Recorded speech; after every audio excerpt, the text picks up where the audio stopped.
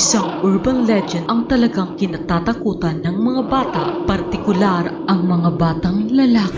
At may kasabihan na iwasan mong marinig ang iyak ng multong ito dahil ito'y magdadala ng kamalasan sa buhay mo at maaaring humantong sa kamatayan. Madalas itong magpakita sa mga liblib na lugar, lalong-lalo na sa tabing ilog, at pag may nakita siyang mga bata, ito'y kanyang hihilahin pailalim sa tubig hanggang sa mamatay. Ayon sa matatanda, kapag narinig mo ang iyak ng multong ito na malapit, huwag kang masyadong mabahala dahil siya ay malayo. Ngunit kapag ang dinig mo ay tila malayo, tumakbo ka na dahil nasa tabi mo lang siya. Ito ay kilala sa pangalang La Llorona. Ngunit bakit mga batang lalaki lang ang kanyang kinukuha? 1673, sa bansang Mexico, may isang napakagandang babae na nagngangalang Maria Marias at nakapangasawa ng isang mayamang lalaki at biniyayaan sila ng 2 anak na lalaki. Matiwasay ang kanilang pamumuhay at mailalarawan mong napakasaya nilang pamilya. Hanggang sa isang araw, nahuli ni Maria ang kanyang asawa na may ibang babae. Hindi matanggap ni Maria ang nasaksihan ng kanyang 2 mata at dali-dalian siyang umalis ng bahay at dinala ang kanyang 2 anak.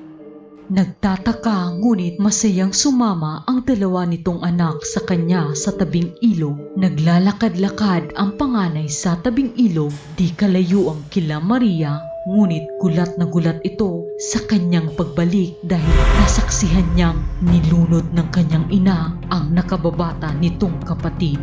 Sa takot nito, siya ay tumakbo palayo, ngunit nakita siya ng kanyang ina at agad siyang hinabol, at nang naabutan ito, agad siyang dinala sa ilog tulad ng ginawa sa mas nakababatang kapatid. Siya'y nilunod at pinaagos rin sa tubig. Ginawa iyon ni Maria dahil sa labis na galit niya sa ginawang pagtataksil ng kanyang asawa. Ngunit hindi nagtagal ay nahimasmasan si Maria at labis itong nagsisi sa kanyang nagawa.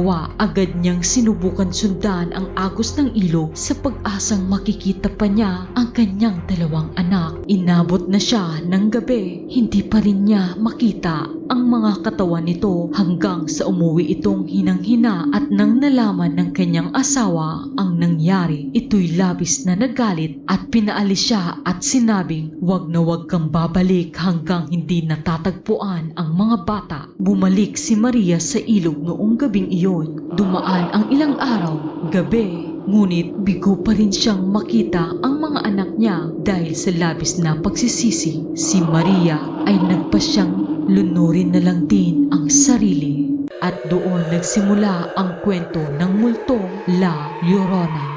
Nangunguha siya ng mga bata sa pag-aakala niya na ayon ang kanyang mga anak. Patuloy itong gagawin ni La Llorona hanggang hindi niya natatagpuan ang